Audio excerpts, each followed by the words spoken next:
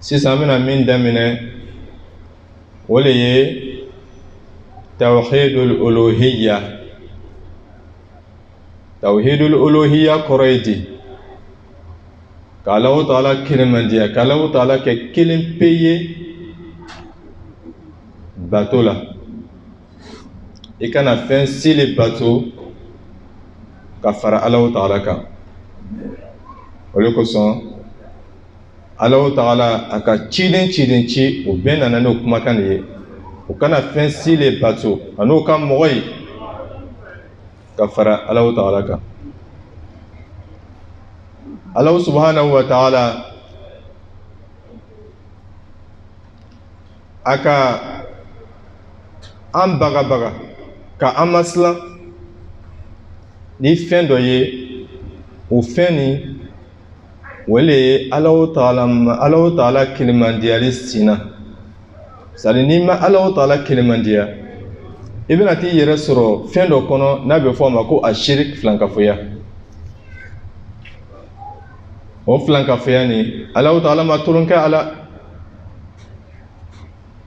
Alahu subhanahu wa ta'ala ko Kurana kɔnɔ, inna Allaha la yaghfiru an yushraka bihi wa yaghfiru ma duna dhalika liman yasha. Ni nana ni jurumu dɔ ye Alahu Taala fɛ ye, n'a diyala Ala ye, a bɛ hinɛ i la, a bɛ jurumu ni yafa. A ko fo filankafoya jurumu, n'i sala k'i to filankafoya kan, k'a tɛ yafa i ma abadan. O le kosɔn lɔnnibagaw, o ma tolon kɛ filankafoya nin na. Filankafoya ka bonya kosɔn a n'a ka juguya kosɔn, ale le ye akbarul kaba'ir, jurumu baba mun n'o bɛ kofɔ la, karamɔgɔ b'a fɔ ko nin kabayira le, kabayira jurumu babaw, filankafoya le b'a bɛɛ sanfɛ. A b'o cogo la. Ni filankafoya ni a danger ka bon, ale le bɛ kɛ sababu ye ka adamaden ka baara bɛɛ tiɲɛ. N'i ka baara ɲuman kɛ a warala a sariyala cogo o cogo, filankafoya le bɛ kɛ sababu ye ka bɛɛ to ladonni tiɲɛ. O le kosɔn an dɔ bɛ k'an janto an yɛrɛ la. Filankafoya ye fɛn ba le ye. I ma ye Alahu Taala ko Rasulullah sallallahu alaihi wa sallam, la in ashrakta la yahbatanna amaluk. A ko Muhammadu, ne Alahu subhanahu wa ta'ala n ye wahayu ci ka na ili ciden Muhammadu ma, ani ciden wɛrɛ fana kɔni ɲɛ fana, ko n'i ka filan ka fɔ ne Alahu Taala ma, i ka baara a b'a bɛɛ tiɲɛ. Alahu Taala teri le Alakira Muhammadu sallallahu alaihi wa sallam, a filɛ a b'a fɔ la tericɛ le ɲɛna ta, ko n'i ka filan ka fɔ ne Alahu Taala ma, n bɛ n'i ka baara bɛɛ tiɲɛ. Filankafoya tɛ fɛn fitinin, k'i bɛna laban ka kɛ minal khasirin, i bɛna kɛ mɔgɔ bɔnɛniw cɛma. O kɔrɔ ye di? Filankafoya ale de bɛ kɛ sababu ye i ka seliba min kɛ, a bɛ seli bɛɛ tiɲɛli kɛ malo na. Tile kɔnɔ i bɛ seli farida lori min kɛ, tile fila ko tɛ, karo kelen ko tɛ, san kelen ko tɛ, san 10, san 20, i ka si min sɔrɔ i bɛ seli la kɛ. N'ali kɛ malo sela, ni Alahu Taala kelemandiyali o ma sɔrɔ i le donni kɔnɔ fo filankafoya, k'i ka baara bɛɛ bɛ tiɲɛ. O le ye al-khusranul mubin, ka perdu dunya ani alikiyama. I ka sun mun don san san i le bɛ sun don na, mais filankafoya dɔ sɔrɔla i le donni na, n'alikiyama sela i ka baara bɛɛ bɛ tiɲɛ. O le ka gɛlɛn baara la, parce que dɔw bɛna fɔ ko ne m'a kɛ, n m'a kɛ le, donc n ka n yɛrɛ lafiya n m'a kɛ, donc olu pɛrɛla ka taa u ka jangata sɔrɔ alikiyama. Mais i le k'a kɛ ka ban ka perdu a la. A bɛ i n'a fɔ sisan mɔgɔ min taara baara kɛ ka baara kɛ ka baara kɛ, ka nafoloba sɔrɔ, ka miliyɔn 10 sɔrɔ, miliyɔn 20 sɔrɔ, i tora na la sila la a bɔla ka bɛn i kɔ, ka taa sɔrɔ i ka san caman le ta ka baara kɛ yaasa i bɛ se ka miliyɔn ninnu sɔrɔ, i bɛ kɛ cogo jumɛn? Mais o ka fisa n'i ye silamɛ ye Ala bɛ n'o sara d'i ma o. parce que fɛn fɛn bɛ mumini sɔrɔ dusukasi dusukɔrɔba sɔrɔ Alahu Taala b'a bɛɛ kama hɛrɛ ye mais n'ali kiyamalo sera ele taala Alahu Taala fɛ ko filankafoya dɔ sɔrɔla i donni na a tɛ ɲɛnabɔ dɛ fɛn min ka go Alahu Taala ye ka tɛmɛ fɛn bɛɛ to la deni kan o de ye filankafoya ye a tɛ tolonkola nin yɔrɔ la fiyewu an b'a deli Alahu Taala fɛ k'an kisi ka bɔ filankafoya ma Ala m'o kɛra donc Alahu Taala kɛnɛmandiya bato la o sugu ka ca mɔgɔ dɔw b'a ye k'a fɔ ko bato ko seli dɔrɔn de seli b'a kɔnɔ seli ye bato dɔ ye bato sundo de sundo fana b'a kɔnɔ mais fɛn caman bɛ yen olu bɛɛ to la de ne bato le ye adamaden yɛrɛ ka ɲɛnamaya kan ka kɛ bato le ye a ma o la silamɛw an bɛna ɲɔgɔn hakili lajigi olu fɛn dɔw de la Alakira sallallahu alaihi wasallam a ka san 13 kɛ Maka kɔnɔ a bɛ Maka kan welela qulu la ilaha illallah tuflihu a ko alu Maka kaw a ye a fɔ la ilaha illallah a y'a fɔ ko la ilaha illallah tuflihu a bɛ kunnadiya la ilaha illallah kɔrɔ ye di parce que waati bɛɛ an b'a fɔ la ilaha illallah la ilaha illallah a kɔrɔ ye di de ni ka la ilaha illallah filɛ i ka kan k'a lɔn fɛn min bɛ fa'alam annahu la ilaha illallah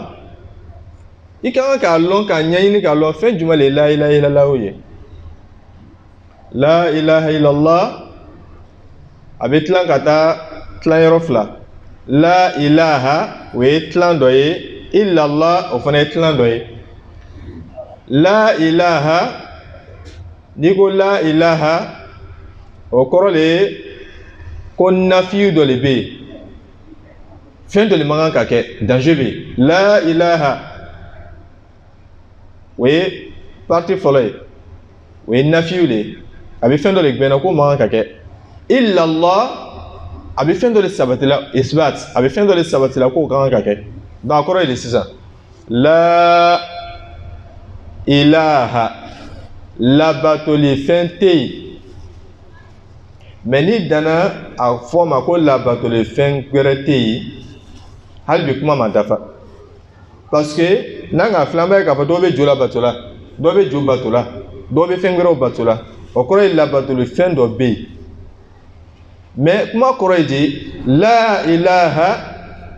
labatoli fɛn tɛ yen min ka kan ni bato ye tiɲɛ bolo ma illallah o de ye isbatu ye illallah fo Alahu Taala kelen o de kosɔn mun bɛ to k'a fɔ n'o kabakoyala la ilaha i bɛ kuma ni tiɲɛniba de fɔla tan wa nin tiɲɛni don dɛ i man kan ka la ilaha muso de b'a fɔ ka caya la ilaha i kana fɔ a man ɲi i b'a fɔ la ilaha illallah n'i yɛrɛ kabakoyala fɛnɛ i bɛ mun de fɔ subhanallah subhanallah silamɛ kan ka kɛ ten de la ilaha labatoli fɛn tɛ yen min ka kan ni bato ye tiɲɛ bolo ma illallah fo Alahu Taala kelen c'est-à-dire kuma kɔrɔ le o an man kan ka fɛn si le bato fo Alahu Taala kelen pe o kelima nin ale le ka gbili n'i y'a bila basikili fan min kan a bɛ gbiliya fɛn tɔ bɛɛ ma n'i ka la ilaha illallah o kelen ta ka bila basikili fan dɔ la ka fɛn bɛɛ tu la deni ta k'a bila basikili fan kelen na la ilaha illallah o bɛ gbiliya bɛɛ ma kumakan fitinin tɛ dɛ kumakan de ka bonya kosɔn rasulu sallallahu alaihi wasallam san 13 a bɛ mɔgɔw welela ka taa a ma ale de kɛla kuma fɔlɔ ye a bɛ a fɔla mɔgɔw ɲɛna a y'a kɛ tan a kana filan ka fɔ Alahu Taala ma filan labatoli fɛn tɛ parce que Makakaw olu tun bɛ jo bato la parce que jola bato ani ka fɛn wɛrɛ bato o bɛ kɛ sababu ye k'i ka baara tiɲɛ a kɛla komi ile bɛ so dɔ lɔ la i bɛ bandu ka ci tuguni i b'a lɔ la i b'a ci la i b'a lɔ la i b'a ci la o de kosɔn sani baara yɛrɛ ye kɛ fɔlɔ fo Alahu Taala kelemandiyali le ye sɔrɔ yaasa i kana bɔnɛ i ka baara nin na. Donc o la silamɛ dɔ bɛ k'i janto nin na kosɛbɛ kosɛbɛ yaasa i ka baaraw kana na ka na tiɲɛ alikiyamalo na. N'an bɔra yen sisan, est-ce que jolabato o dɔrɔn de ye filankafoya ye wa? Est-ce que alabato o dan ne seli dɔrɔn na wa? Silamɛ i ka ɲɛnamaya bɛɛ ka kan ka kɛ alabato le ye. Qul inna salati wa nusuki wa mahyaya. Nka ɲɛnamaya i ka kan ka bɛɛ kolo ka di Ala le ma. I ka ɲɛnamaya bɛɛ ye alabato le ye n'i ye silamɛ ye. I bɛna ko ko kɛ y'a kɛ i n'a fɔ a ɲinina Alahu Taala ka ɲini fɛ cogoya min na, o bɛ k'i ma bato i bɛ baraji sɔrɔ. Donc an bɛna fɛn dɔw fɔ i ɲɛna exemple bolo ma, olu bɛɛ ye bato dɔw le, an dɔ bɛ k'an janto a la filankafoya kana sɔrɔ a kɔnɔ. A dɔ ye min ye Ala kumaba dɔ ye, o le ye asɔla seli. Seli k'an janto a la filankafoya kana sɔrɔ a kɔnɔ. N'i bɛna seli kɛ a kɛrɛkɛrɛ Alahu Taala jate ka kosɔn. N'i bɛna seli fana seli wa, i bɛna lansara seli, fitiri, safo, fajari, i bɛna nafilaw seli, Alahu Taala kelen pe a ko kosɔn. N'i k'i la seli kɛ i cɛ kosɔn, i cɛ k'i kɛ Ala ye. N'i ka seli kɛ ko ni n sara don min na o bɛ n sun ma seli, i ka Ala kɛla i silamɛɲɔgɔn le ye. N'i ka seli kɛ i facɛ kosɔn, i ka Ala kɛla i facɛ ye. N'i ka seli kɛ yaasa i bɛ muso sɔrɔ, i ka Ala kɛla i muso ye. N'i ka seli kɛ fɛn fɛn kosɔn n'a ma kɛ Ala kosɔn, a kɛra komi i ka filankafoya don o ko tɔgɔ la. I b'i jija n'i bɛna seli kɛ a ye kɛ Alahu Taala kosɔn. O de kosɔn Alahu Taala ko qul inna salati, a ko i y'a dɔn k'a fɔ n ka seli, n bɛ seli mun kɛra, a ko aya laban na lillahi rabbil alamin, bɛɛ tu ladeni o ye Alahu Taala ta le. Ni kɔfɛ n'a fɔlilen ɲɛna k'u ye seli, i b'a filɛ seli min i b'a kɛla o, a bɛ kɛra Ala kosɔn walima a tɛ kɛra Ala kosɔn, i bɛ i yɛrɛ ɲininka question dɔ la. N ka seli nin m'a kɛla Ala kosɔn. Mun de kosɔn i b'a kɛla Ala kosɔn? Parce que Rasulu sallallahu alaihi wa sallam a ko ka seli cogoya min na n fana bɛ seli la ten de.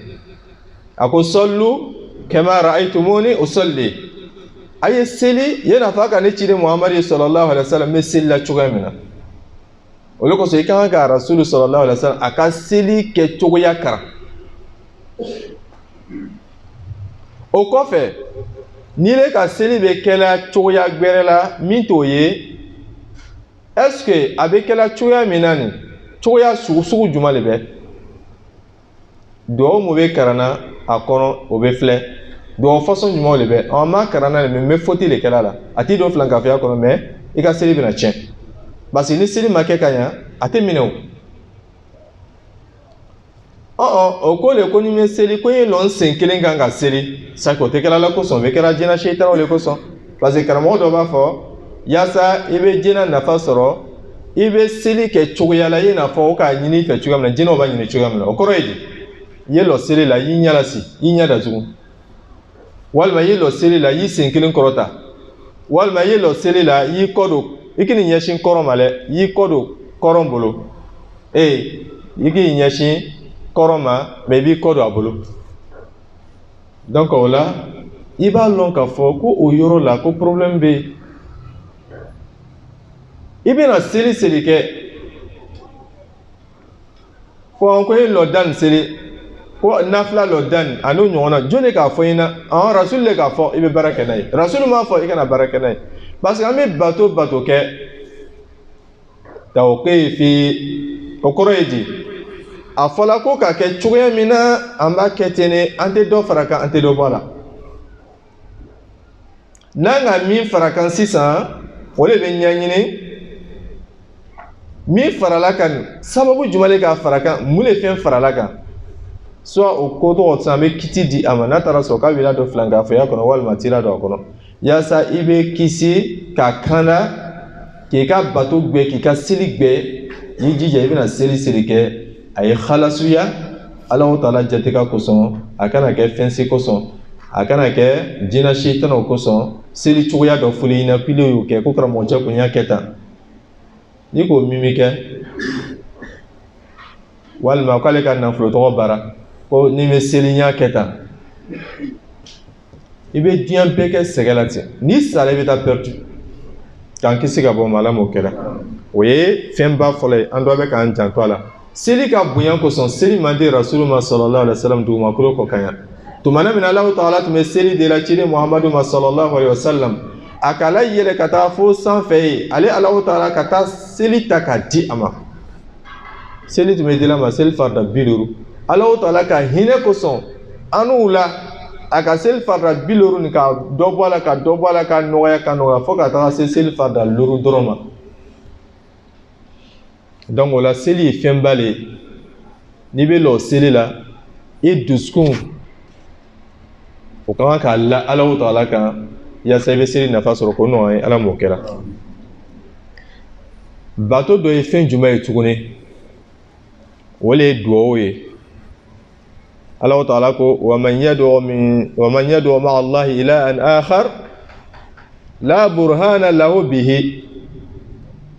Alahu Taala ko ni ka fɛn wɛrɛ wele ka fara Alahu Taala kan dalu t'i bolo dɛ dalu jumɛn de b'i bolo a ko ile tigilamɔgɔ k'i sara bɛ Alahu Taala fana bolo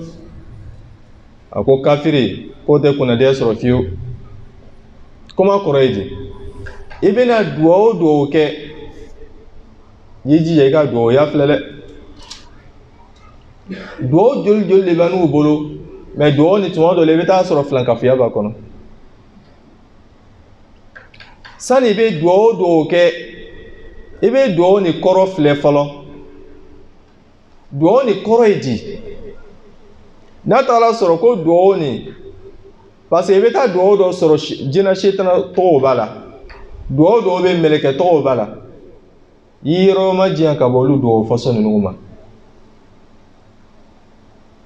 donc i bɛna weleli kɛ i ye Alahu Taala kelen pe kɛrɛkɛrɛ ni weleli ye i bɛna zikuru kɛ i ye Alahu Taala kelen pe de kɛrɛkɛrɛ ele bɛ sigi ya kɛ shafaye ka mɛlɛkɛ tɔgɔ wele ka jinɛ tɔgɔ wele kile ye hɛrɛ sɔrɔ duɲɛ kɔnɔ ka taa sɔrɔ duɲɛ latigɛ ni a kuntaga ka surun i bɛna waati fitinin de kɛ i ka duɲɛ latigɛ la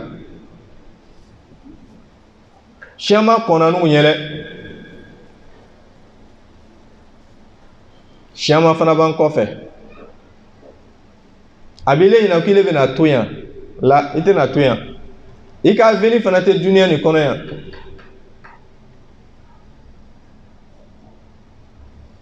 walal akhira khayrun laka min al-ula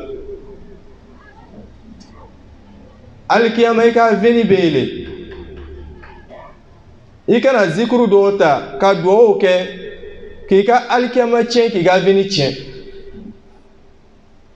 ni duwawu min b'i bolo a filɛ est ce que duwawu ni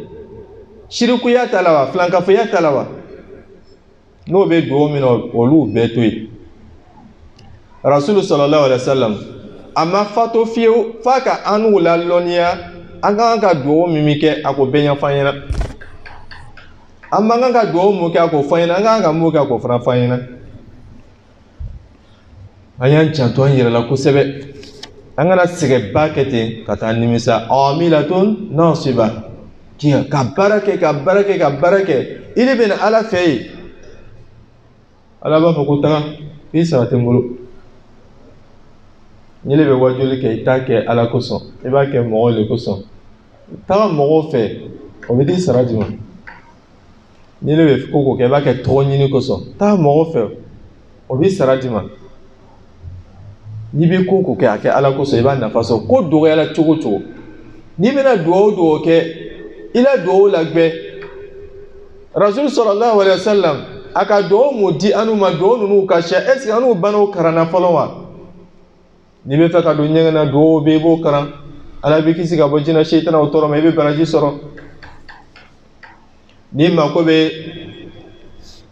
nafolo dɔ la walima fɛn dɔ la i bɛ dɛmɛ ɲini Alahu Taala fɛ zikuru salimaw bɛ yen n'an taara se tawhidul asma wa sifatu la i bɛna taa Alahu Taala mankutu caman sɔrɔ yen i bɛ se ka Ala wele n'o bɛɛ ye i mako bɛ ko o ko la Alahu Taala k'o duwawu d'i ma ni juru siyarila i bɛ fɛ juru sara bɛ nɔgɔya ye o duwawu bɛ yen i bɛ fɛn fɛn fɛ diɲɛlatigɛ na Alahu Taala wele n'a ye i n'a fɔ Rasulu sallallahu alaihi wasallam ka min ɲini an fɛ mais n'i ka nin bɛɛ to la de ne to yen e ma Ala o la k'o tɛ kun fɛ kun ye ko an t'a kun fɛ kun fɛ parce que ale sigi nɔ dɔrɔn i taa karamɔgɔ cɛ ko kun fɛ kun fo ka karamɔgɔ dɔw tɔgɔ la ko kun fɛ kun filanan k'a fɔ dɔrɔn a bɛ kɛ a nana laban bi ni min ka fɔ i ɲɛna ko duwawu kɛ walima i ka fɔ dɔ ɲɛna ko n'Ala sɔnna ko a bɛna kɛ a bɛ siga ko n'Ala sɔnna wa tellement que filankafoya warala an donni kɔnɔ wala taqulanna li shay'in inni fa'ilu dhalika ghadan illa an yasha Allah i bɛna fɛn fɛn fɔ i ka diɲɛlatigɛ la ko n bɛna nin kɛ walima nin kan ka kɛ a fɔ insha Allah ni Alahu Taala sɔnna ma mɔgɔ harijɛgɛ t'i bolo an bɛ duwawu kɛ an ka duwawu kɛ n'i bɔla yan bi i bɛ duwawu min kɛ i bɛ taa karamɔgɔ cɛ fɛ mais i kɛ mɔgɔ ye mɔgɔ min ale silamɛ b'a la lɔnnibaga le a bɛ siran Alahu Taala ɲɛ i t'i ka duwawu yira a la o ko n bɛ duwawu ninnu kɛra a karanya filɛ est ce que filankafoya tɛ sɔrɔ a dɔ kɔnɔ wa o la silamɛw a kɛra sababu ye ka an ka baara caman tiɲɛ ele bɛ ban seli la duwawu dɔ bɛ wele bolo kɛrɛfɛ i b'o karanna ka taa sɔrɔ filankafoya b'a kɔnɔ ele bɛ ka bato bɛɛ tiɲɛna nin cogo nin na Ala don ko ni ka fɛn wɛrɛ wele ka fara ale Alahu Taala kan o dalilu t'i bolo wa i fana bɛna perdu alikiyama na k'an kisi ka bɔ o ma Ala m'o kɛra bato dɔ fana ye min ye o ye al-isti'ana wal istighatha ka dɛmɛ ni ɲini kɛ n'i bɛ fɛ ka dɛmɛ ɲini a ɲini Alahu Taala fɛ n b'a fɔ i ɲɛna k'a fɔ n'i taara karisa fɛ ko juru donna walima n sɔnna n k'an t'o dɛmɛ façon ma dɛ c'est à dire laɲini ye min ye k'a dɛmɛ ɲini ko n kɛ nafolotigi ye n kɛ nin ye ka ko latigɛ o dɛmɛ ɲini y'o kɛ Alahu subhanahu wa ta'ala fɛ i bɛ sɔrɔ sisan ka sababu ta hali n'i bɛna taa dɔ fɛ juru donna dɛmɛ ɲini Alahu Taala fɛ parce que o tigilamɔgɔ dusukun bɛ Alahu Taala de bolo ni Ala ma sɔn ma tɛ kɛ o de kosɔn i kana sɔn waati si ka mɔgɔw ka diɲɛ ɲini ko la n'o kɛla i bɛna hɛrɛ sɔrɔ olu dusukun bɛ Alahu Taala de bolo adamaden bɛɛ dusukun bɛ Alahu Taala de bolo a bɛ se ka kɛ i bɛ nin bɛɛ to ladonni kɛ mais a b'i tɔ ko goya ye de o la silamɛw n'i bɛna dɛmɛ ɲini Alahu Taala ko iyyaka na'budu wa iyyaka nasta'in e ka seli kɔnɔ lon bɛɛ seli kelen-kelenna bɛɛ lɔ kelen-kelenna bɛɛ ile ko iyyaka na'budu ala mile Alahu Taala kelen pele kɛrɛkɛrɛ ni bato ye wa iyyaka mile Alahu Taala fana kelen ni kɛrɛkɛrɛ nasta'in an bɛ dɛmɛ ɲini Alahu Taala kelen pele fɛ ni kelen pele kɛrɛkɛrɛ ni dɛmɛ ka ɲini ne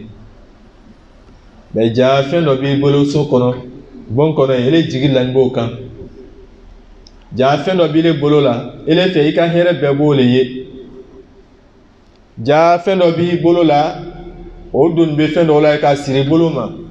lisimu b'i bolo ele jigi bɛɛ b'o le ye e silamɛw an bɛna to nin na ten wa alam ya'ni lilladhina amanu an takhsha qulubuhum li dhikrillah yala waati dɔ ma se wa mɔgɔ dusukun dɔ bɛ ka silan Ala ko la wa an bɛna nin bɛɛ tu lajɛlen kɛ ka sa ten ka taa perdu wa ni k'i jigi la fɛn fɛn kan n'alikiyama sera i n'o bɛ kɛ ɲɔgɔn fɛ donc i kana dɛmɛ ɲini fɛn foyi foyi fɛ i bɛ se ka sababu ta ni ka ɲini Ala fɛ Ala n kɛ nafolotigi Ala n kɛ ta Ala nin kɛ n ye i bɛ sɔrɔ sisan ka sababu ta sababu latigɛ o bɛ jɔn de bolo o bɛ Alahu Taala de bolo olu kosɔn an dɔ bɛ ka